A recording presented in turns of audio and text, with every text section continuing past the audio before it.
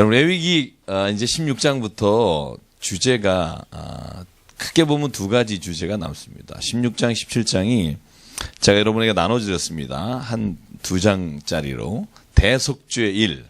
여러분 말씀 많이 들었을 겁니다. 그 욤 키프루라고 하죠.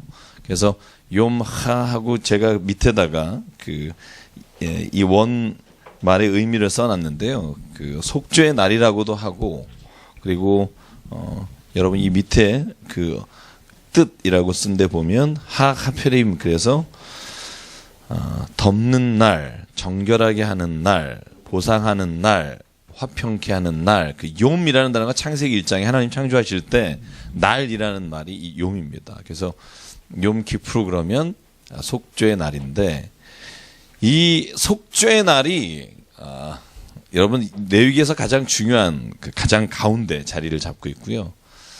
여러분 이 속죄라는 말이 우리가 교회에서도 좀 많이 쓰지 않아요? 그죠? 속죄. 속죄함, 속죄함, 그죠? 주 예수, 내 죄를 속했네. 이런 찬송이 있죠.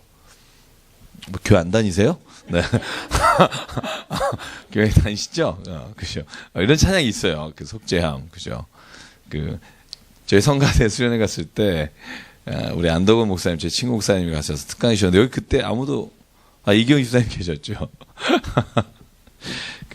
어렸을 때 자기 다닌 교회 얘기하는데 저 아주 너무 재밌어서 저희 교회 한번 설교 모시려고 그래요. 목사님 제 친구지만 너무 훌륭한 목사님인데 초등학교 때 다닌 교회가 아산의 시골 교회인데 담임 목사님이 모든 찬송가를 새 음역으로 부르셨대요. 새 음으로. 그래서 속죄함, 속죄함, 주 예수 내 죄를 속했네, 할렐루야, 이렇게 하는 거죠. 옛날에 그런 분이 꽤 많았습니다. 음을 못 읽고 그런 분들이. 그러다가 이제 자기가 찬양을 듣고 이렇게 옹기장이라는 선교단에 1집 낼 때 제 친구 목사님, 제 후배 목사님 네 분이 시작한 게 옹기장이라는, 여러분 아는지 교회 다니시죠? 네, 옹기장이라는 데가 있습니다. 유명한 중창팀이 있는데, 그래서 이 속죄라는 단어가 우리가 예수님의 사역 중에 가장 중요한 일이다라고 말할 때 속죄라는 말을 쓰죠. 대속, 속죄, 구속, 이 모든 단어가 그 시작이 어디냐면 대속죄의 일입니다. 물론 다른 모든 제사도 관련돼 있지만 예수 그리스도께서 단번에 우리의 죄를 용서해 주셨다. 십자가의 죽으심으로. 히브리서에 나오고 로마서에 나오는 이 이야기는 다 이 레위기 16장에 나오는 대속죄 일에 대한 연관성이 있습니다. 그래서 오늘 대속죄 일이 어떤 날인가를 알면 예수께서 십자가에 죽으신 것이 어떤 의미가 있는지를 우리가 보다 더 정확하게 이해할 수 있다는 거죠. 오늘 대속죄일에는요, 제가 여러분하고 같이 이야기한 것들이 있으니까 제가 질문할게요. 어디에 들어가는 날이죠? 지성소에 들어간 날. 역시 박태환 집사님 개근의 힘, 그죠? 그러니까 머리를 안 쓰셔도 나오기만 하면 알 수 있다는 거죠. 그죠? 대속죄일. 지성소에 들어가는, 유일하게 1년에 딱 한 번 대제사장이 지성소에 들어가는 날이 대속죄일, 욤 키프로라고 하는 날입니다. 그러니까 이 날에는 이렇게 생각하시면 돼요. 제사장도 하나님 앞에 자신의 속죄를 위해 제물을 드리고 하나님께 제사를 드리고, 온 이스라엘이 온 이스라엘을 위해 속죄 제물을 드리고 하나님 앞에 속죄의 제물과 함께 지성소에 들어가서 죄를 고백하는 날. 이게 대속죄일입니다. 7월 10일, 일곱째 달 10일에 하라. 그래서 준비하는 기간이 일주일입니다. 일주일 전부터 정결 예식에 들어갑니다. 모든 백성이, 특별히 제사장은요, 이 험하게 나가지도 않습니다. 일주일 동안 이 대속죄를 준비합니다. 자, 오늘 이렇게 본문을 좀 보면 이 날에 뭐를 하라 하고 중요한 세 가지가 나오는데, 제가 한번 여러분도 집중하기 위해서 한번 같이 읽어볼게요. 레위기 16장 1절부터 5절까지 같이 읽을게요. 저와 함께 교독하겠습니다. 제가 1절. 아론의 두 아들이 여호와 앞에 나아가다가 죽은 후에 여호와께서 모세에게 말씀하시니라.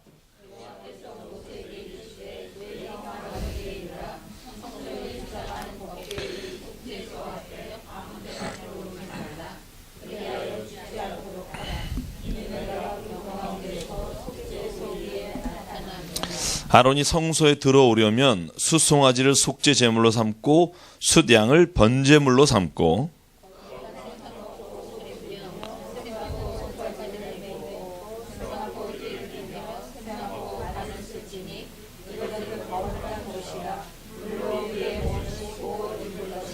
같이 읽죠. 이스라엘 자손의 회중에게서 속죄 제물로 삼기 위하여 숫염소 2마리와 번제물로 삼기 위하여 숫양 1마리를 가져갈지니라. 아멘.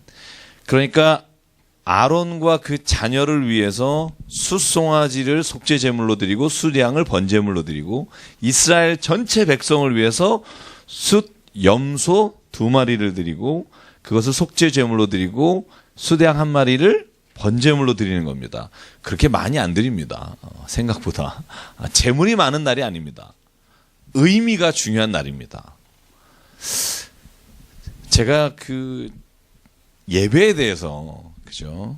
늘 우리 개신교 예배와 우리 천주교 예배 혹은 우리가 로마 캐톨릭 말고 동방 정교의 예배가 있습니다. 이 대표적으로 기독교의 예배 형태 그러면 이 세 가지를 말하잖아요. 그런데 가장 오래된 게 로마 캐톨릭입니다. 정교회가 나눠진 건 이 동로마 서로마 제국이 나눠지면서 됐기 때문에 이 로마 캐톨릭의 예배는 그러니까 우리나라 기독교 전통의 가장 오래된 예배입니다. 그러니까 그 예배가 어떻게 보면 우리 모든 예배의 근간이 된다는 거죠. 근데 캐톨릭 예배에 굉장히 중요한 이 성막과 관련돼서 아주 비슷하게 드리는 것들이 있어요. 이 성막에는 뭐가 있냐면 성막 안에 들어가면 세 가지가 다 있어요. 우리 인간이 정서적으로 느낄 수 있는 감각에 대한 것들이 여기에 다양하게 있어요. 첫째 뭐가 있냐면 빛이 있잖아요. 그죠? 7등잔의 빛이 있잖아요. 그죠? 시각적인 게 있어요. 그리고 향이 있어요. 후각이에요. 그죠? 오늘도 보면 첫 번째 잘 보시면 지성소에 들어가는 날이잖아요. 들어가는 날 3번을 들어가요. 대제사장이 3번 들어가는데 오늘 본문의 12절, 14절, 15절에 보면 들어갔다 나왔다 들어갔다 나왔다 들어갔다 나왔다 3번 해요. 첫 번째 왜 들어가냐 하면 향을 붙이러 들어가요. 그러니까 분향단에 분을 붙이고 그 분향단의 불을 손으로 들고 지성소 안에 들어가요. 왜 들어가요? 이 향이 냄새로도 풍기지만 그 지성소 안에 향이 가득함으로 하나님의 임재를 이 대제사장이 눈으로 볼 수 없게 하려고 하나님의 임재하심을 드러내기 위해 향을 가져가요. 그리고는 잘 보세요. 오늘 14절에 보면 숫송아지의 피를 가져다가 손가락으로 속죄소의 오른쪽을 그죠? 피를 뿌리고 속죄소를 향해서 앞에 7번 뿌립니다. 손으로 만져요. 그죠? 터치가 있습니다. 그리고 진설병을 이건 이 대속죄에 들어간 날은 아니지만 먹어요. 그죠? 그래서 캐톨릭 예배는 전통적인 예배는 이 3가지가 다 있습니다. 항상. 여러분 캐톨릭 예배 들어가 보셔서 예배 드려보셨죠? 그러면 거기에 뭐가 있냐 하면 뭐 빛이야 당연히 있고요. 그 빛도 굉장히 예술적으로 들어와요. 스테인 글라스로 들어오거나 아니면 빛을 굉장히 멋있게 해놨어요. 어디든 가면. 제가 그 뉴욕에 갔을 때 그 개신교회도 캐톨릭처럼 저런 교회가 굉장히 많습니다만 그리고 나서 캐톨릭에 꼭 행사가 있을 때마다 향을 피웁니다. 제가 어셈블리 칼리지라고 미국에 있을 때 저희 아내하고 같이 생활이 좀 어렵잖아요. 그래서 부활절하고 크리스마스 때 저희 아내가 어셈블리 칼리지라고 보스턴에서 한 1시간 정도 웨스트로 가면 그 1시간 20분 그 고속도로 90번을 타고 가면 어셈블리 칼리지라는 대학이 있는데 거기 안에 캐톨릭 철치가 있어요. 근데 저희 아내가 거기서 노래를 했기 때문에 솔리스트로 와달라 그래서 부활절 크리스마스에 이거 참 죄송한 일이지만 아르바이트 갔었습니다. 이렇게 노래하고 굉장히 많이 받았어요. 그래서 저는 이제 기사로 갔습니다. 기사로 운전하러 가서 그래서 제가 그 1년에 몇 번이라도 가서 캐톨릭 예배를 참석하고 미사에 참석한 게 처음인데 그때 저희 아내가 노래를 할 때 옆에서 같이 노래하다가 어떻게 고맙게도 당신도 솔리스타라 해서 저도 돈 받고 같이 둘이 예배를 드리는데 이 크리스마스 때 혹은 부활절에 그 장소에 들어가면 향을 피우시더라고요. 근데 이 노래하는 사람한테 굉장히 안 좋대요. 향이 굉장히 진하더라고요. 그리고 들어갈 때 여러분 아시죠? 그 물두멍처럼 앞에 입구에 물이 있습니다. 손을 닦게 돼 있는 물이 있고요. 제가 이렇게 유심히 봤어요. 왜냐하면 제가 그런 예배를 드려본 적이 없기 때문에. 그리고 그 앞에 여러분 유카리스트라고 성체를 모시는 게 그 앞에 있습니다. 그래서 신부님든 아니면 모든 교우든 그 유카리스트에서 물러나올 때는 뒤로 보여서 물러나오지 않고요. 꼭 강대상을 물러나올 때는 뒷걸음질을 5보 이상 하고 그리고 나서 돌아서 이렇게 천주교회를 빠져나옵니다. 다니셨던 분 맞죠? 제가 볼 땐 그렇게 하더라고요. 근데 저는 그게 굉장히 낯설었어요. 왜냐하면 우리 개신교는 그런 게 없잖아요. 그런 어떤 예수님이 여기에 계시다 혹은 예수님의 몸을 모셨다 이런 개념이 우리에게는 다르기 때문에. 근데 제가 깨달은 게 뭐냐면 제가 왜 이 얘기를 하냐면 대속죄일에 얼마나 엄격하냐면 대제사장 외에 들어가면 죽고요. 심지어 회막문 근처에도 회막문에도 있지 말라 너희들이. 왜냐하면 그날은 하나님과 이스라엘 백성이 마치 피로 언약을 맺는 날이기 때문에 어느 누구도 그 안에 들어가지 말고 대제사장과 하나님만이 그날 이스라엘을 대표해서 정결하게 했다고 약속하는 날이기 때문에 물론 그것이 이스라엘 백성 전체와 하는 날이지만 그래서 개신교 예배는 루터 이후에 이 캐톨릭이 하고 있던 예배에 대해서 비난을 참 많이 했어요. 그 많이 한 것 중에 여러 개가 있지만 이 신부님들 혹은 하나님과 사람 사이의 중재자가 되는 사람들의 역할에 대해서 비난을 많이 했어요. 본인이 수사였음에도 불구하고. 저희도 이제 개신교적 전통을 가지고 우리 개신교를 다니지만 제가 하나 예배 가운데 늘 생각하는 게 뭐냐면 우리는 자유함은 있으나 경건함이 떨어질 때가 많다. 이게 항상 그 균형 맞추기가 참 어려운 것 같아요. 그죠? 지나치게 경건하면 그 안에는 자유함이 없고 때로는 그게 굉장히 또 무겁게 짓눌리는 경우도 있고. 그래서 저희가 고민해 봤으면 좋겠다는 생각을 했어요. 늘 예배를 어떻게 하면 좋을까? 예배 자리에 갈 때 우리가 어떤 모습을 가지고 예배를 드리는 게 참 좋을까?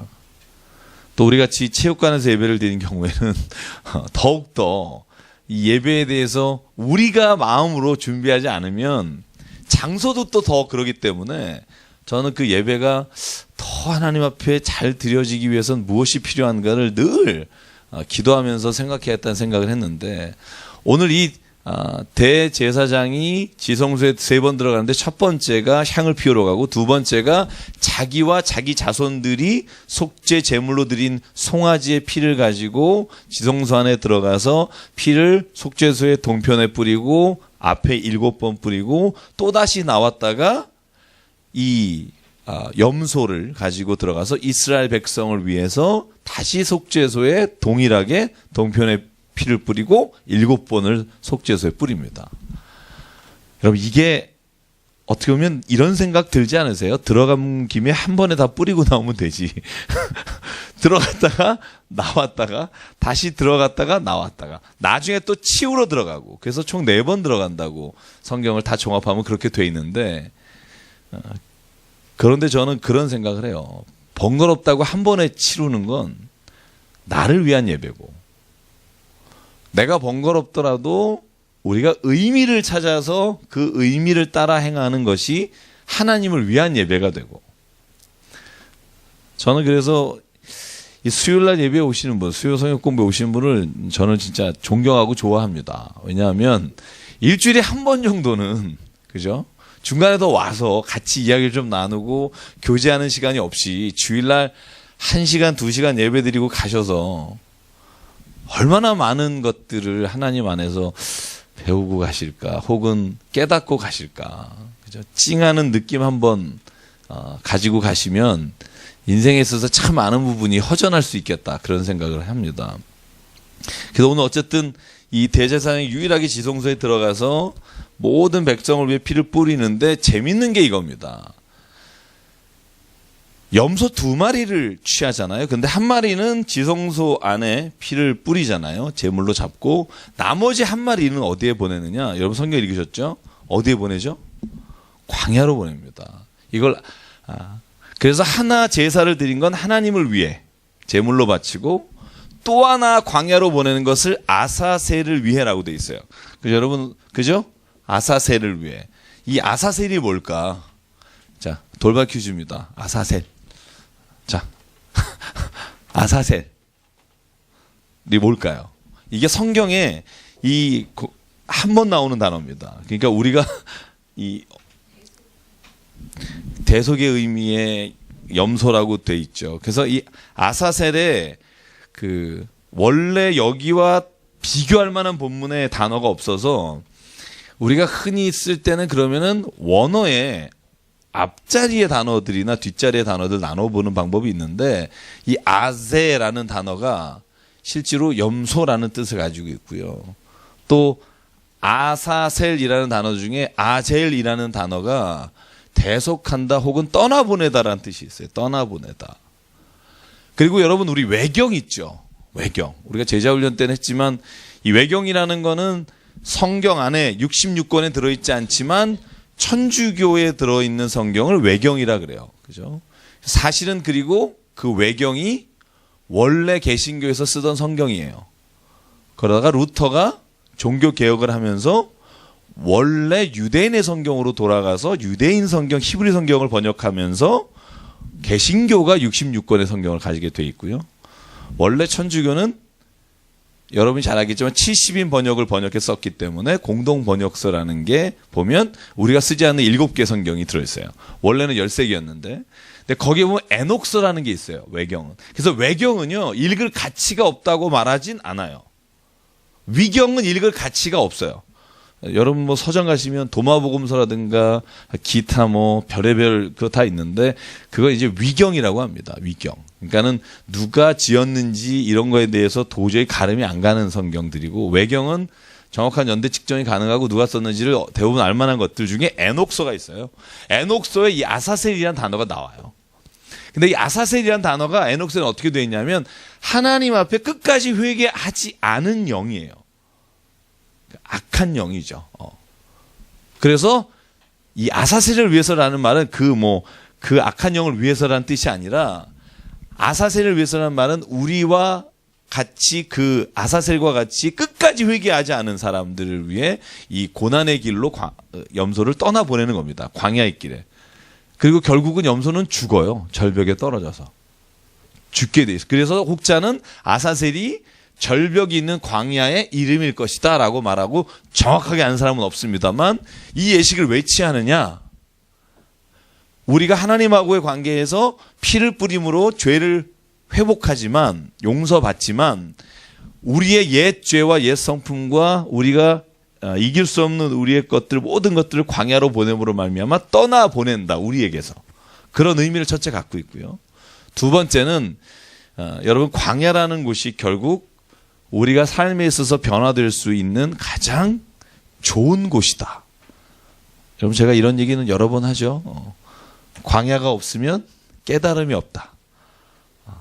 그래서 여러분, 서강대학교 손봉호 교수님이 쓰신 광야의 영성이라는 책도 있고요. 이 광야에 서 보면 아무 누리는 것이 없는데 그때 하나님의 소리가 들린다. 그게 이 광야의 영성입니다.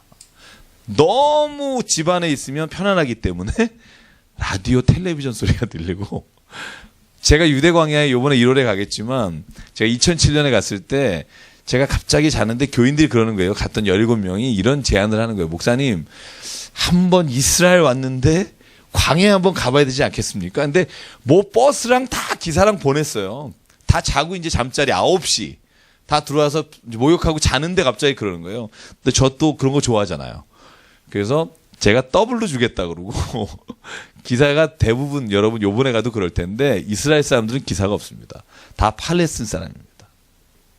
여러분 혹시 다큐멘터리 보면 팔레스틴 사람들이 새벽 4시에 이스라엘 쪽으로 나오려고 신문 검색하는 거 보시죠. 참 뭐 이스라엘도 무서우니까 어쩔 수 없겠지만 업보죠. 자기네들이 한 일에 대한. 근데 새벽 4시부터 그 출입증 가지고 나오는 사람들이 대부분이 다 이스라엘의 나라로 건너와서 노동일하는 사람이에요. 그러니까 실제로 이스라엘 사람들은요, 이스라엘 백성이라 그러네. 지금 이스라엘 사람들은 실제로 3D, 그러니까 3D를 다 팔레스틴 사람이 해줘요. 근데 결국 자치권은 안 주고 싶은 거죠. 그러니까 이 갈등이 계속 되는 겁니다. 한 나라 안에. 여러분 베들레헴 가보시겠지만 베들레헴은 20m의 콘크리트 장벽으로 베들레헴이 쌓여 있어요. 베들레헴이 이렇게 20m짜리 콘크리트로. 여기로 여기 입구 하나 있어요. 여기 신분증 검사 받고 들러. 우리도 2-3시간 걸려요. 거기 딱 하나 있어요. 예수님 태어나신 곳. 기어 들어가서 잠깐 보면 끝이에요. 거기 하나 보려고 3-4시간을 줄 서 있는데 들어가는 출입증 검사하는 게 오래 걸려요. 근데 여러분 생각해 보세요. 우리가 살아요. 우리가 만약에 이 베들레헴 안에 산다고 생각해 보세요. 사방이 20m짜리 콘크리트로 쌓여있는 안에 사는 거예요. 나오지 못하게 하고. 가서 보면요. 좀 너무하다 이런 생각이 들어요. 이스라엘 자치기구라는 데를 가보면 우리는 마치 이스라엘 사람 같잖아요. 왜냐하면 성경에 자주 이렇게 만나 뵈니까. 근데 실제로 세계의 지금 역사 안에서는 좀 너무한다는 생각이 들 때가 좀 있어요. 물론 거기엔 여러 가지가 이유가 있지만 지금 그 얘기를 논할 때는 아니지만요. 제가 드리고 싶은 말은 그거죠. 이 이스라엘 백성, 그 당시에 이스라엘 백성들이 이 광야에 나갔을 때 제가 그 얘기를 하다 말았군요. 제가 그래서 야간에 10시에 유다 광야로 나갔어요. 그러니까 무조건 차를 끌고 가서 사방이 안 보이는 광야에 차를 세웠어요. 밤에. 그리고 다 내렸어요. 내려서 18명이 저까지 손을 잡고 그냥 기도하자 그랬어요. 찬송 하나 딱 부르고 손을 잡고 기도하는데 제가 이게 간증입니다만 기도도 크게 하지도 않았어요. 그냥 조그맣게 그냥 같이 기도하는데 그때 태어나서 처음으로 눈물을 흘리면서 막 통곡하는 자매가 있었어요. 제가 이름 대면 다 아셔서 제가 얘기를 못 하는데.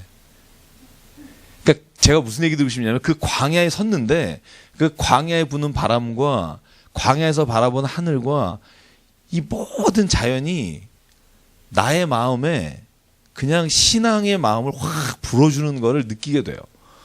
여러분 이건 진짜 광야에서만 느낄 수 있는 체험인 것 같아요. 저는 그때가 지금도 생생합니다. 저녁에 나가서 그래서 그 밤을 잊을 수가 없어서 우리가 그냥 그 자리에 앉아가지고 얘기를 나누다가 그리고 마무리를 하고 12시쯤 들어왔는데 이 광야가 그런 힘이 있어요. 그러니까 광야라는 데는 우리가 이렇게 도시에서 막 이렇게 분주하게 떠다니고 막 돌아다니는 거하고 다른 아무것도 없는 그 저녁에 한가운데 나 혼자 혹은 사람들과 섰을 때 그 광야의 가보면 1월에 여러분들 광야 투어까지 합니다. 이번에 좀 더 세게 갑니다만 네 광야 투어를 드셨더라고요. 하루. 그러니까 집차를 타고 광야 깊은 데까지. 저희는 깊은 데를 못 갔는데. 그래서 예수님이 시험 당하신 곳 있잖아요. 광야에서 40일 금식하시고 사탄이 시험했잖아요. 3가지. 그 광야도 가보는데요. 그 광야는 산이 있는 광야예요. 근데 그 산에는요. 진짜 민둥산이 아니라 왜 그 광야를 이렇게 높여놓은 것 같은 아무것도 없는 거기에 교회가 있습니다. 예수께서 시험 받으신 교회. 그래서 그 절벽 같은 데다 져놨더라고요. 요번에 그 부처님 오신 날 보니까 저는 어떻게 저기다가 암자를 세운다는 데 있잖아요. 산 꼭대기에, 관악산에. 와, 야, 신앙심 아니면 못 짓는 데가 많아요. 근데 그 광야도 역시 마찬가지예요. 그 예수님이 그 광야에서 섰을 때 그 마음으로 읽을 수 있는 거죠.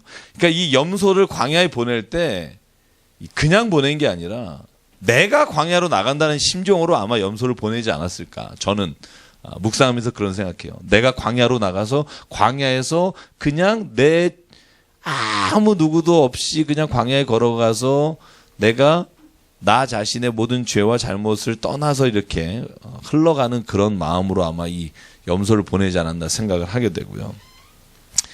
한번 볼까요? 자, 20절입니다. 그 지성소 회막과 제단을 위하여 속죄하기를 마친 후에 살아있는 염소를 들이되 아론은 그의 두 손으로 살아있는 염소의 머리에 안수하여 이스라엘 자손의 모든 죄를 그 염소에게 전가하고 그 죄를 염소의 머리에 두어 미리 정한 사람에게 맡겨 광야로 보낼지니라. 그죠? 이게 아사셀, 광야의 염소를 보내는 장면입니다. 그죠? 여러분과 저의 죄도 이렇게 광야로 떠나 보내기를 간절히 바라고요. 자, 그래서 이 대속죄인의 날에 첫날에 듣는 노래 뭔지 아십니까? 그냥 이건 뭐 지나가는 말입니다. 막스부르크의 그 콜리드라이 있죠. 콜리드라이라는 거. 이게 아람어입니다. 콜리드라이. 신의 날이라고 번역하지만 실제로 뜻은 모든 맹세라는 뜻인데요. 이 콜리드라이라는 연주 있죠. 다음 주에 들려드릴게요.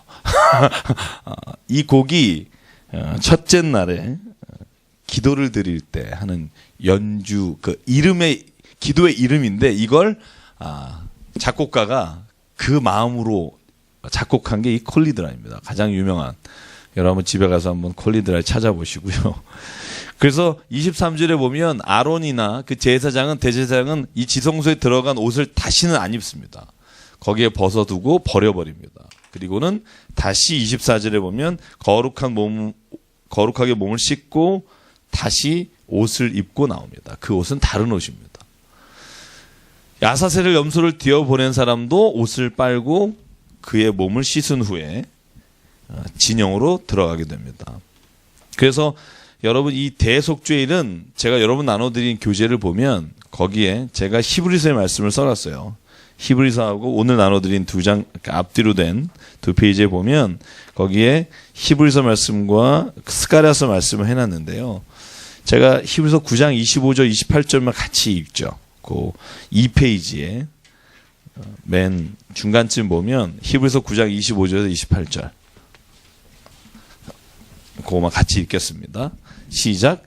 대제사장이 해마다 다른 것의 피로써 성소에 들어가는 것 같이 자주 자기를 아니할지니 그리하여 그가 세상을 창조한 때부터 자주 고난을 받았어야 할 것이로되 이제 자기를 단번에 제물로 드려 죄를 없이 하시려고 세상 끝에 나타나셨느니라. 한 번 죽는 것은 사람에게 정하신 것이요 그 후에는 심판이 있으리니 이와 같이 그리스도도 많은 사람의 죄를 담당하시려고 단번에 들이신 바 되셨고 구원에 이르게 하기 위하여 죄와 상관없이 자기를 바라는 자들에게 두 번째 나타나시니라. 아멘. 그 위에 히브리서 9장 19절부터 22절 봐도 이 모든 예수께서 죽으신 것에 대한 설명이 이 대속죄일과 관련되어 있습니다. 단번에 죽으심으로, 죄가 없으신 분이 죽으심으로 다른 모든 죄 있는 사람들의 죄를 구속하셨도다. 이게 예수께서 십자가에 죽으신 사건이 이 대속죄일에 염소를 죽인 것과 숫송아지를 죽인 것과 같은 것이라고 히브리서 기자가 말하는 겁니다. 그래서 히브리서 기자를 뭐라고 말하냐 하면 아마 성전이나 아마 이스라엘 사람 중에 바리새파나 제일을 담당했던 사람일 것이다. 왜냐하면 히브리서 읽어보면 구약의 이야기와 예수님의 이야기, 예수의 생애를 가장 잘 연결한 성경이 뭐냐? 히브리서예요. 그래서 히브리서 읽어보면 첫 번째 아담, 두 번째 아담 이런 얘기도 나오고요. 그죠? 그래서 여러분 히브리서를 잘 읽어보시면 이 구약에 있는 레위기의 말씀이나 이 출애굽기나 민수기의 말씀들을 현대, 그 당시에 예수님 시대에 살아가던 사람들에게 잘 설명해 준 사람입니다.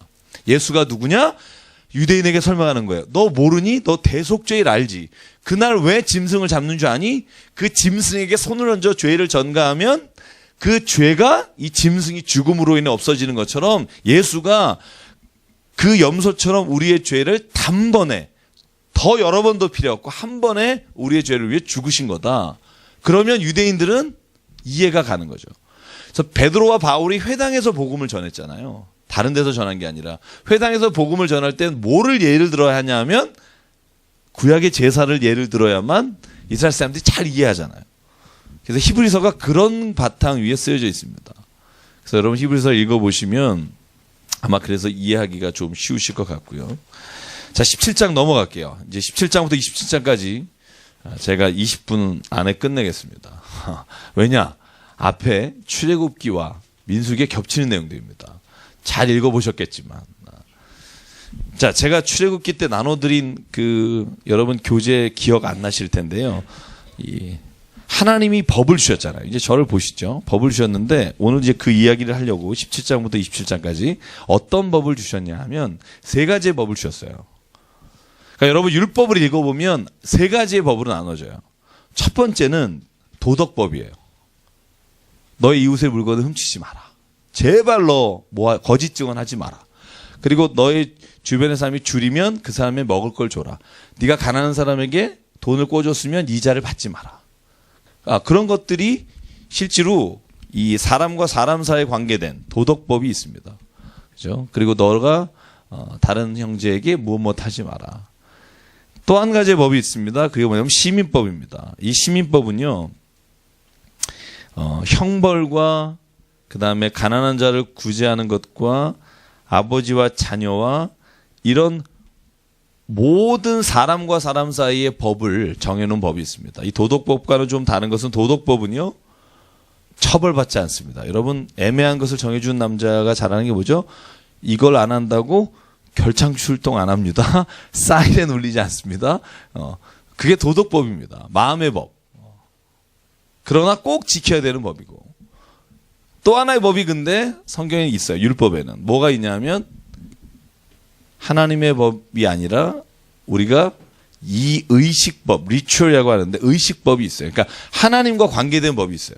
너희는 이렇게 주의를 지켜라. 안식일을 지켜라. 너희는 이렇게 성막을 져라. 그죠? 그러니까 실제로 교회를 다닌다, 내가 하나님을 믿습니다 하면 도덕법과 시민법까지는 세상 사람들도 다 인정하죠. 근데 도덕법과 시민법을 뛰어넘어서 우리가 신앙인이라고 하면 하나님과 관계에서 지켜야 될 것을 지키는 사람을 누구라고 말하냐면 신앙인이라고 말해요. 그래서 종교의식법을 지키는 사람, 그 사람이 신앙인이고 그걸 지키지 않는 사람은 신앙인이 아니다라고 말할 수 있다는 거죠. 무슨 말인지 이해가 가시죠? 그래서 우리가 율법을 읽어보면 율법에는 사람과 사람 사이의 관계 혹은 우리가 마음으로 짓는 죄에 관한 것들이 있지만 오늘 저희가 이제 읽겠지만 하나님과 관련된 종교의식법이 있습니다. 자, 한번 17장 10절을 볼까요? 피를 먹지 말라. 여러분 이런 얘기 많이 들었죠? 피를 먹지 마라. 우리 먹죠. 선짓국 드시고 뭐 우리가 직접 가서 피를 먹진 않지만 왜 그냥 그걸 먹는 거에 대해서 지금은 뭐라고 안 할까? 생각해 보신 적 없으세요? 내가 너에게서 피를 찾을 것이다. 이런 본문이 굉장히 많잖아요. 레위기에. 왜냐하면 피는 너의 생명이기 때문에 그렇다. 내가 너에게 생명을 찾겠다. 그러므로 피를 먹지 마라. 피는 부정한 것이니 흘리는 자는 일주일 동안 정결 예식을 취해라. 이런 것도 있단 말이죠. 근데 왜 우리는 다시 피를 먹고 피를 수혈받는가? 그죠? 여러분, 여호와의 증인이나 이단들 중에 수혈 안 받는 사람이 있어요. 수혈 안 받아서 아들이 죽었을 때 부모님이 저번에 한번 정확히 기억은 안 납니다만 아마 법적으로 판결을 받았을 거예요. 자녀에게 수혈 안 해서 죽게 돼서. 그래서 여러분 잘 생각해 보면 그 사람들은 이렇게 말해요. 구약에 있는 대로 지킨다. 여러분도 어떻게 생각하세요?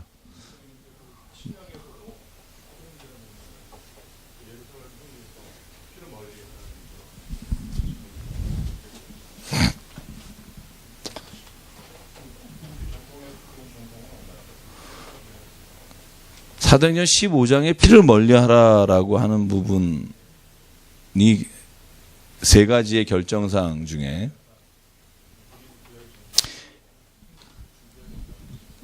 그러니까 제 질문 그렇죠. 제 질문도 그겁니다. 그러니까 왜 피를 지금은 우리가 수혈을 받거나 이거에 대해서 우리 기독교에서는 뭐라고 안 할까? 이때는 수혈이라는 게 없었잖아요. 이때 수혈이라는 게 나온 게 뭐 20세기에 들어설 텐데 수혈을 받지 않는다 이런 것들은 그러니까 그 당시에는 판단의 기준이 없죠. 이 당시에는. 근데 피를 멀리하라고 했으니까 그걸 지금 적용해 보면 아 수혈을 받으면 안 되겠다. 왜냐하면 너에게 피를 찾을 것이다.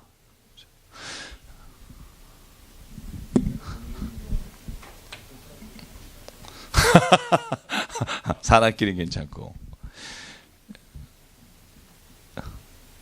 여러분 성경을 해석할 때요. 제가 이제 여러분 이제 우리가 이제 문자적으로 해석해야 될 때가 있고 영적으로 해석해야 될 때가 있고 비유적으로 해석해야 될 때가 있어요.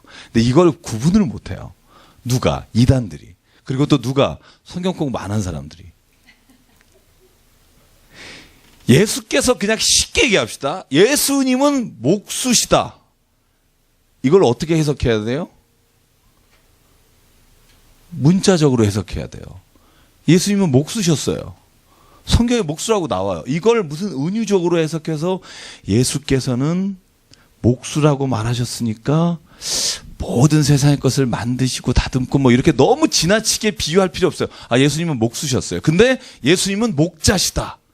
그러면 이건 문자적으로 해석하면 안 돼요. 예수님은 양은 치신 적이 없어요. 성경을 보면. 그러면 무슨 말이에요? 예수께서는 모든 믿는 자를 이끌어 가시는 목자와 같은 분이다 가잖아요. 그죠? 근데 이걸 거꾸로 해석하는 게 이단이에요.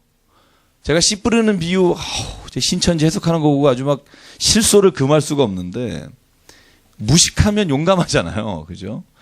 어떤 분은요. 제가 정말 답답한 게 뭐냐면 다윗이 물맷돌 5개를 가지고 나가잖아요. 그죠? 그 성경 그쵸? 성경 아시죠? 네. 근데 5개를 가지고 나가는데 어느 분이 책에다 그런 얘기를 쓴 거예요. 이 5개의 돌의 의미. 그래서 첫 번째 돌 믿음의 돌, 두 번째 돌 사랑의 돌, 세 번째 돌 축복의 돌. 이래서 설교하신 분이 있어요.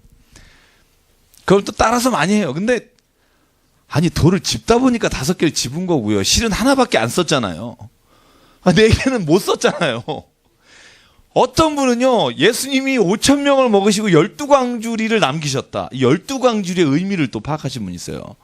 첫 번째 광주리는 예수께서 무슨 광주리다. 이건요, 너무 비유적으로 해석할 필요가 없다고 저는 생각해요. 그냥 제자 12명이 바구니 갖고 돌아다니다 보니까 12광주리가 있지 않았겠어요? 저 공감이 안 되세요? 음식을 나눠주고 12제자가 광주리 가지고 걷었을 거 아니에요. 그죠? 그러니까 13광주리다, 14광주리다, 이거 가지고 막 심각하게 막 너무 비유적으로나 영적으로 해석하는 사람은 이단이 될 확률이 큽니다. 그러니까 저는 피를 찾겠다 이 말은 니네 수혈하지 마라, 너네 피를 내가 족보대로 찾는다가 아니겠죠. 왜? 왜 그럴까요? 하나님이 천지를 창조하시고 인간을 창조할 때 생기를 불어 넣으신 것이 인간에게 주신 유일한 차이점인데 피를 찾는다는 말은 뭐냐 하면 우리의 육신의 것을 찾겠다는 말이잖아요. 근데 하나님은 우리의 영의 자녀이기 때문에 하나님이 우리를 찾으실 때 피를 찾으시겠어요? 아유, 혈액형 똑같으면 얼마나 힘드시겠어요. 그러니까 피를 찾는다는 말은 구약시대의 가장 중요한 의미가 뭐냐면 생명에 관한 거예요. 생명을 함부로 해치지 마라. 제가 아까 읽진 않았지만 17장에 이런 이야기가 덧붙여 있어요. 뭐냐 하면 너희가 순염소를 잡을 때 회막문 밖에서 잡지 마라. 그것은 이방인들이 하는 짓이다. 이 말은 뭐냐 하면 함부로 살생하지 말라는 거예요. 그렇죠? 그러니까 실제로 우리가 많은 경우에 본문을 해석할 때 문자적으로 해석하지 않는 부분을 문자적으로 안 하기 때문에 우리가 비교적 유대인들이나 혹은 다른 사람보다 자유롭게 성경을 해석하는 겁니다. 왜냐하면 이건 비유적으로 해석하는 게 가장 맞기 때문에. 그래서 여러분 피를 찾겠다, 뭐 피를 먹지 말라 이런 부분이 성경 안에 있지만 이것이 실제로 피를 지금 개념으로 먹는 뭐 선짓국 이런 개념이 아니라 그 당시에는 피를 흘리거나 피를 먹는다는 것이 생명을 해치는 것과 관련돼 있기 때문에 그래요. 함부로 생명을 해치지 말라는 거예요. 짐승일 경우라도. 그래서 율법에요. 짐승을 잡을 때도 법이 있어요. 그러니까 실제로 제사를 위해서 할 수 없이 짐승을 잡지만 짐승을 잡을 때도 가장 적합한 방법과 적합한 절차를 통해서 해라. 그래서 여러분 11절에 보면 육체의 생명은 피에 있습니다. 이 말은 하나님이 피를 마지막 때에 찾겠다는 말로 저는 해석하면 위험하다는 거예요. 그러면 피가 다 말라서 죽은 사람은 어떻게 할 거예요? 그리고 생각해 보세요. 지금 무덤에 있어요. 무덤에 들어가면 다 뼈밖에 안 남잖아요. 피를 어떻게 DNA 분석해서 하실 수도 없고. 그러니까 문자적으로 생각하면 우리가 이해할 수 없는 부분이 참 많다는 거죠. 그래서 여러분 이 부분에 대해서 여러분이 생명에 관해서 하나님이 귀중하게 여기신다는 쪽에 포커스를 두면 이해하시는데 큰 어려움이 없을 거라고 봐요. 넘어갈게요. 자, 제가 제목만 쭉 불러드리겠습니다. 여러분이 출애굽기에서 했던 내용들하고 뭐가 다른가. 18장에 보면요. 가증한 풍속을 따르지 말라고 되어 있습니다. 그죠? 여기에 보면 참 자세하게 너무 자세해서 내가 감히 참 입에 담기가 어려운 하여간 하지 마세요. 어쨌든 요약하면 18장 6절입니다. 이 모든 걸 요약하면 각 사람은 자기 살부치를 가까이 하며 하체를 범하지 말라. 그죠? 여러분 근데요 저는 깜짝 놀란 게 우리나라에 이런 게 굉장히 많다는 거 아세요? 얼마 전에 텔레비전 다큐에 나왔는데요. 너무 많습니다. 너무. 저도 깜짝 놀랐습니다. 가족, 사촌, 우리는 막 짐승 그러잖아요. 우리나라에도 있습니다. 저는 정말 없는 줄 알았는데 저번에 왜 그런 거 특히 정신지체인 경우에는 그런 일들이 너무나 많습니다. 거부할 수 없고 저항하지 못하기 때문에. 지금은 이런 생각을 저도 했는데 저 그 다큐 보고 저도 깜짝 놀랐고요. 18장 19절부터도 너무 자세하게 나와서 제가 안 읽겠습니다. 여기는 그냥 그러지 말라 그러십니다.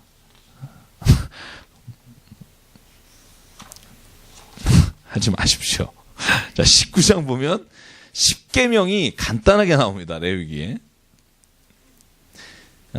너의 부모를 공경하라, 안식을 지켜라, 신상을 만들지 마라. 19장 3절 4절. 그리고는 화목제물을 여호와께 드릴 때 기쁘시게 받도록 드려라. 이게 가장 중요한 겁니다. 19장 5절. 이게 아마 하나님이 가장 원하시는 게 아닐까. 기쁘게 받으시도록 드려라. 네 기분에 드리지 말고 기쁘게 받으시게.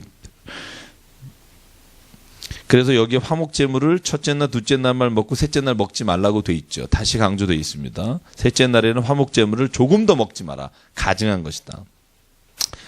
11절 도둑질하지 말라. 13절 이웃을 억압하고 착취하지 말라. 15절 너희는 재판할 때 불의를 행하지 말며 가난한 자의 편도 들지 말고 세력 있는 자를 두둔하지 마라. 이거 출애굽기에도 나왔죠. 그죠? 그러니까 가난한 사람 편 들어라 이런 게 없어요. 가난한 사람은 도우라고 돼 있지. 재판을 할 때 공의롭게 할 때는 가난한 사람이라고 편들지 말라는 거예요. 저는 이게 참 하나님이 지혜로우신 것이라고 생각하고요. 17절 형제를 미워하지 말라. 자, 19장 26절 너희는 무엇이든지 핏째 먹지 말며 또 나오죠. 점을 치지 말며 술법을 행하지 말며. 어떤 학자는 그래요. 핏째 먹을 때 인간에게 생기는 바이러스나 전염병이 굉장히 많을 수 있다. 그렇게 저번에 제가 세 가지 말씀드렸죠. 왜 정결한 짐승과 불결한 짐승을 만드셨는지에 대한 얘기를 드렸듯이 그렇게 생각하시면 되겠고요. 네. 네.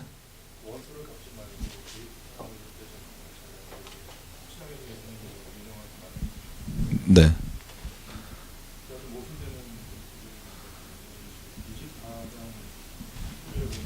죽여라. 그렇죠. 네.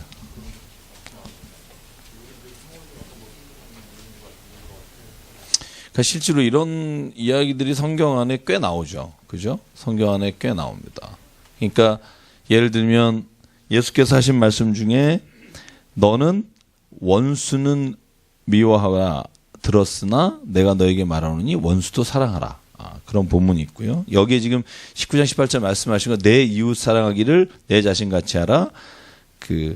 근데 요 좀 차이가 있죠. 예수님의 말씀과. 뭐가 차이가 있으세요? 한번 보시면 18절이 똑같은 말씀 같지만 똑같은 말씀 같죠. 근데 조금 다르죠. 뭐가 다르죠? 퀴즈, 돌발 퀴즈입니다. 원수를 사랑하라는 말은 아니에요. 18절은. 잘 보시면. 원수를 갚지 말라고 돼 있죠. 그죠? 그리고 이웃을 사랑하라고 돼 있죠. 그죠? 예수는 뭐라고 말해요? 원수를 사랑하라 그래요. 이게 파격적인 거죠. 그러니까 실제로 하나님이 원수를 용서해라 하시는 말씀은 구약에도 있어요. 근데 원수를 사랑까지 하는 건 우리를 너무 잘 아셔서 원수를 사랑해라라는 말은 구약 성경에 없어요. 제가 다 뒤져보면 원수를 갚지 마라 이런 말이 있어요. 전쟁은 하나님께 속한 것이니 하나님이 그죠? 다윗에게 한 말씀도 있고 그러니까 너가 원수를 갚지 말고 하나님께 원수를 맡겨라 이런 말씀이 있지만 또 이웃을 사랑하라 이런 말이 있죠. 근데 원수를 사랑하라 이거 예수님이 참 우리를 불편하게 하시는 굉장히 우리를 괴롭게 하시고 그래서 베드로가 묻잖아요. 아니 예수님 그게 됩니까? 도대체 몇 번 용서하라는 겁니까? 그 예수께서 그 7번 정도 할까요? 그러니까 7번씩 70번을 하라. 이거 완전히 우리를 코너에 모시는 얘기죠. 그래서 지금 요게 좀 다른 것 같죠. 그래서 눈에는 눈, 이에는 이. 이게 소위 말하는 구약의 법이에요. 그래서 그러나 이해되셨나요? 네. 네. 네. 그렇죠. 이게 좀 예수께서는 진짜 마태복음 5장에 보면 세 가지는 파격적으로 푸세요. 파격적으로 열어놓으세요. 네. 원수도 사랑하라. 야, 이건 정말 원수를 사랑하십니까? 우리 여기 곽성인 교수님 하실 것 같은데. 네네. 때에 따라 달라고 조금씩. 예, 그죠. 안쓰러울 때.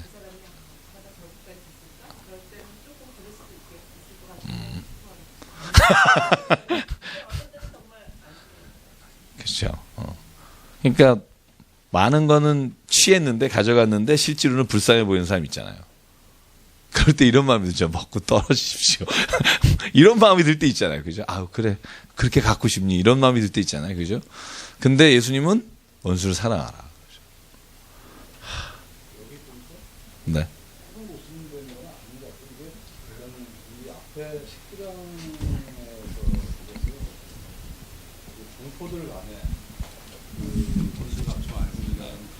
맞아요.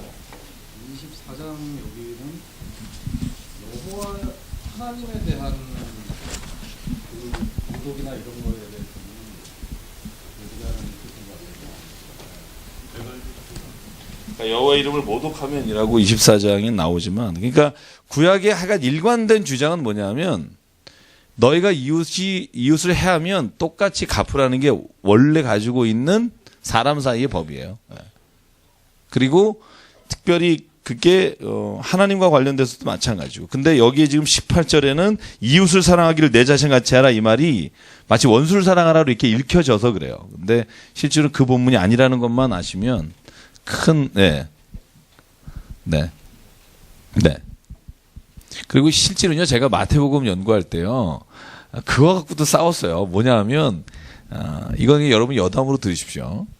형제를, 이스라엘 백성들은요, 네 형제를 사랑할 때 그 형제의 개념이 이방인은 아니에요. 그러니까 형제를 사랑하라는 단어가 이스라엘 백성 안에서만 사랑하라는 얘기예요. 그렇게 해석하는 사람이 있어요. 저와 같이 공부했던 사람들 중에. 근데 우리는 그렇게 해석하지 않아요. 왜냐하면 우리 이미 복음이 임하면서 바울이 오면서 이 형제의 개념이 확장됐다고 보는 거죠. 그런데 원래 오리지널 이스라엘 백성은 형제는 자기네만이에요. 그래서 여러분 보세요. 돈을 꿔줄 때 이방인한테 꿔주고 일일이 받아도 돼요. 유대인들은.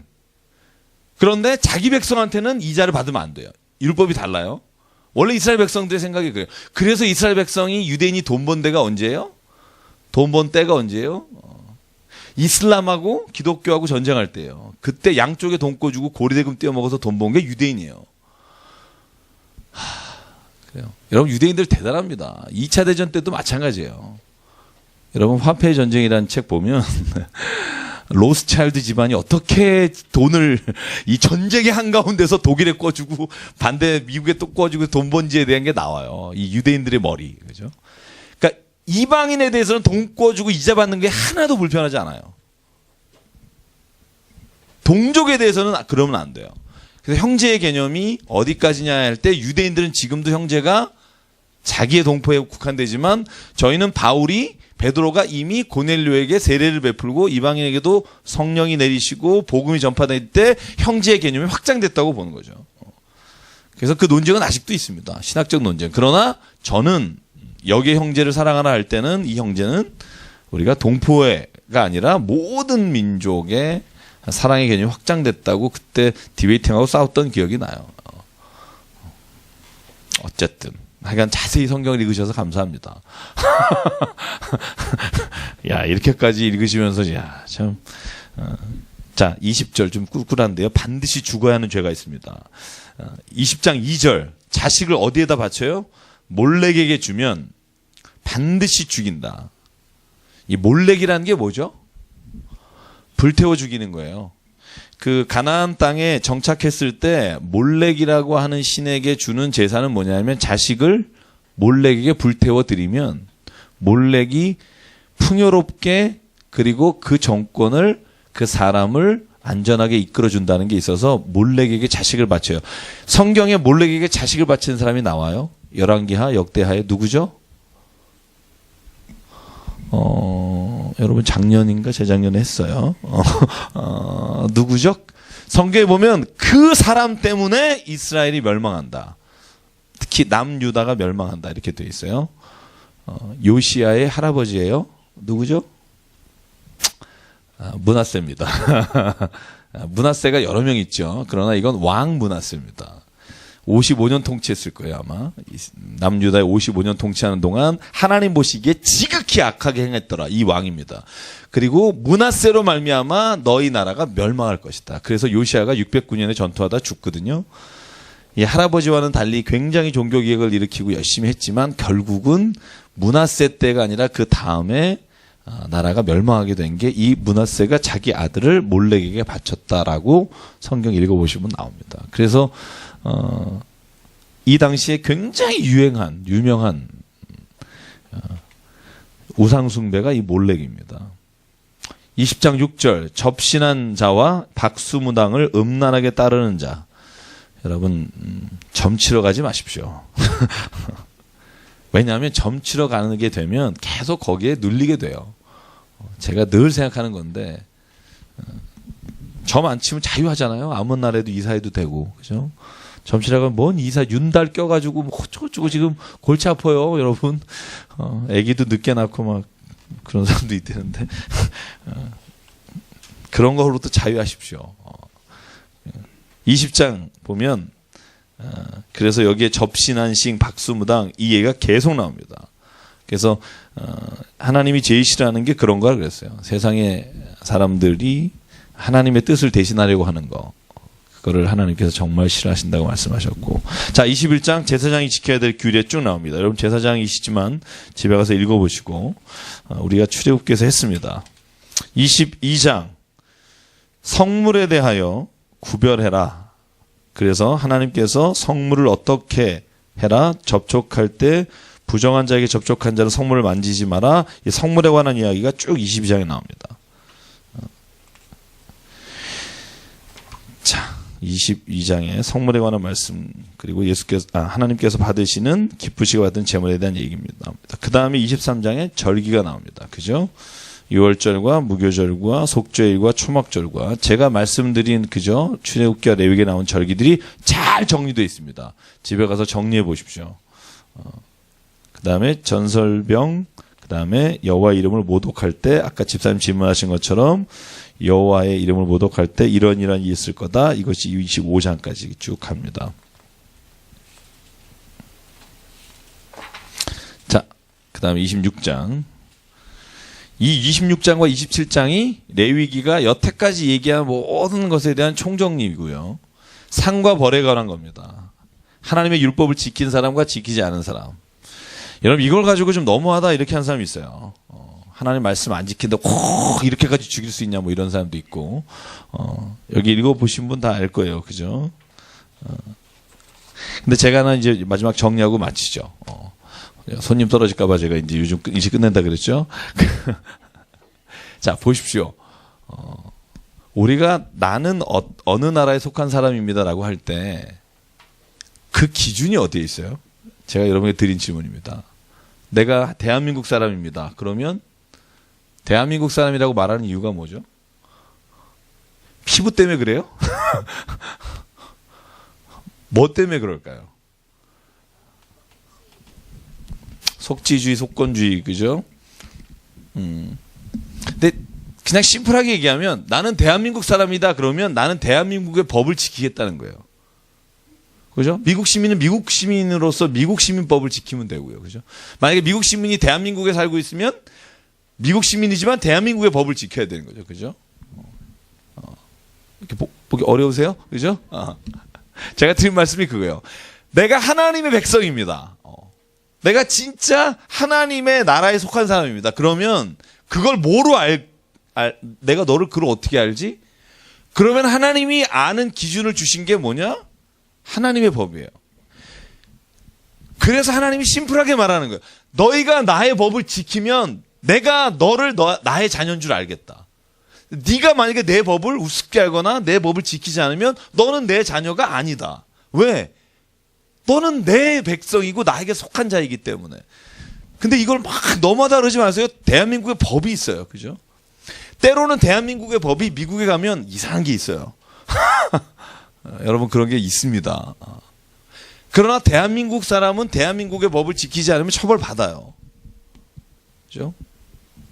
제가 가끔 농담으로 그런 얘기해요. 무인도에 두 사람이 살고 있으면 토지법이라는 게 필요 없어요. 그냥 땅 긋고 살면 돼요.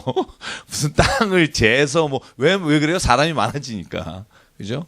그러니까 실제로 법이라는 게 이 땅에서는 인간관계나 필요에 의해서 만들어지지만 하나님의 법은 하나님과의 관계 안에서 나는 하나님이고 너는 피조물이라는 것을 관계 안에 지키게 하실 때 하나님이 주신 게 법이에요. 너희가 예배할 때 이렇게 예배하라. 그러지 않으면 정말 너는 나를 하나님으로 나를 여긴다고 생각하지 않겠다. 저는 그래서요. 믿음으로 사는 사람이 더 힘들어요. 제가 여러분 지난주에 우리 장례식장 가서 제 설교한 고린도전서 15장 기억하시죠?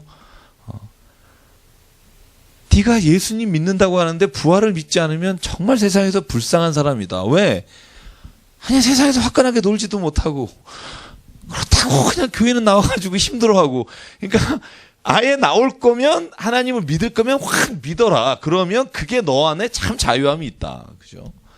여러분 토마스 아퀴나스가 법철학이라는 걸 어떻게 보면 중세 때 이 기독교 안에서 시작한 사람인데요. 그래서 법을 아주 심플하게 만들어요. 뭐냐면 하나님의 법이 있다는 거예요. 영원하신 하나님의 법. 여러분 그걸 아세요? 아무도 몰라요.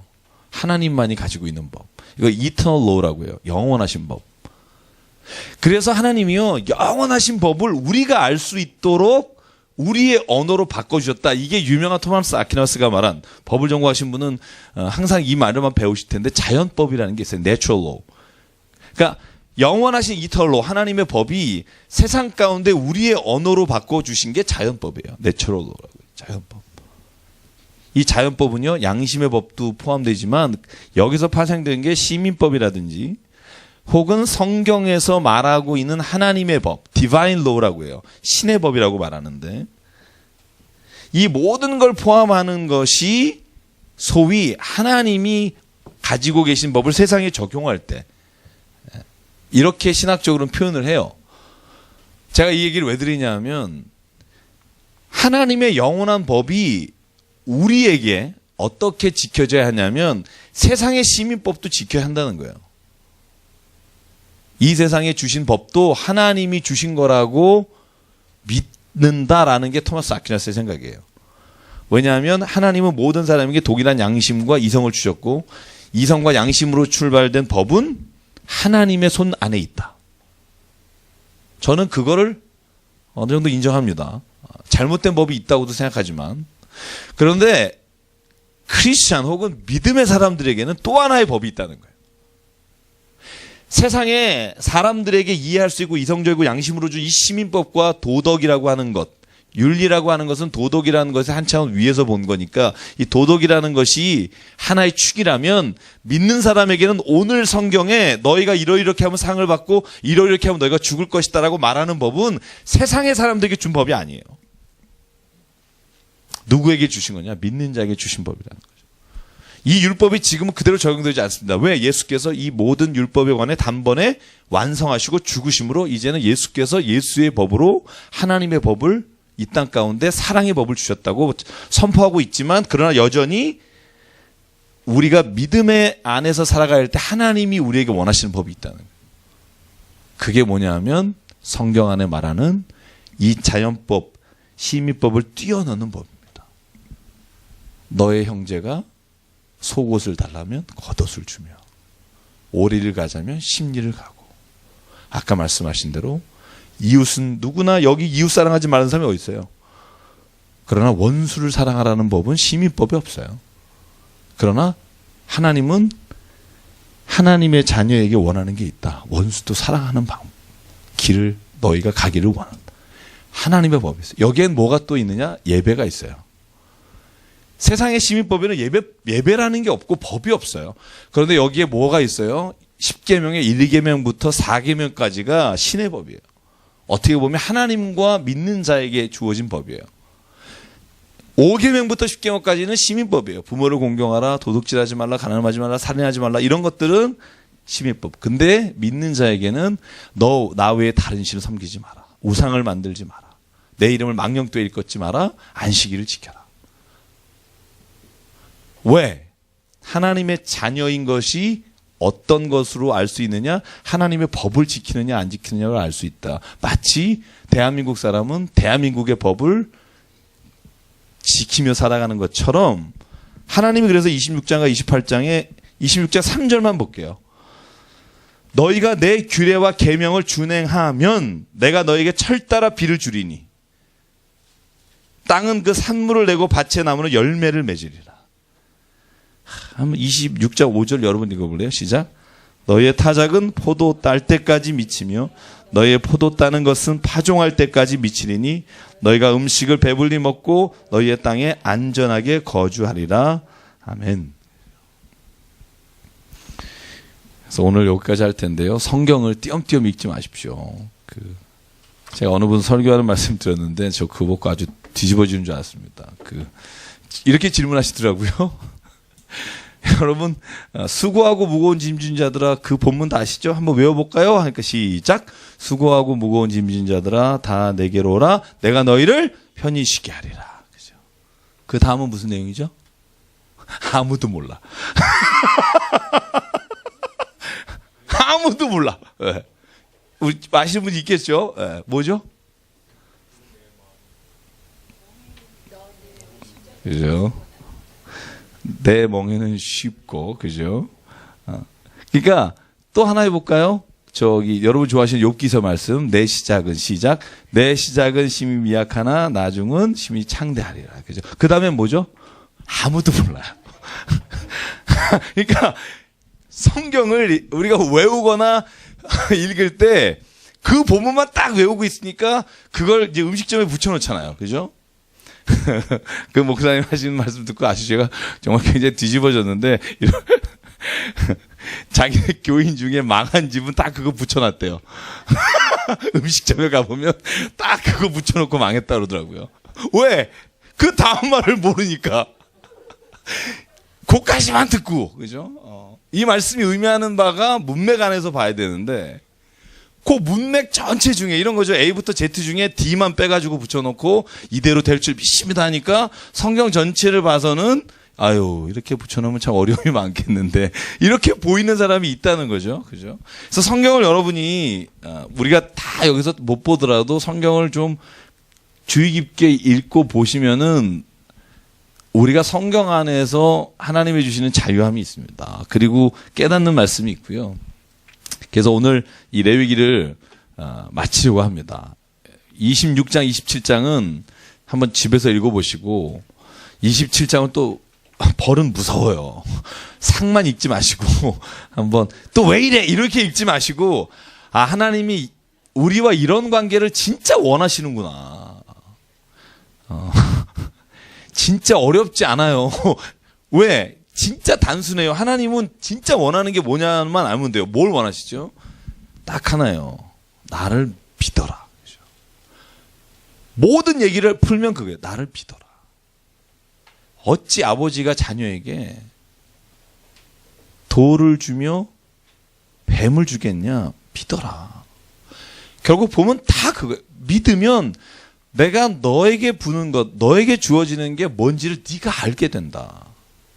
근데 네가 못 믿으면 너는 너에게 가는 모든 게 다 괴로움과 고난과 불평과 한숨이 되겠지만 나를 믿으면 내 자녀들에게 내가 무슨 일을 행하는지 네가 볼 것이다. 영안이 열린다. 그래서 사는 여러분, 저와 여러분이 주의 말씀을 그런 차원에서 좀 읽기를 바라고요. 민수기입니다.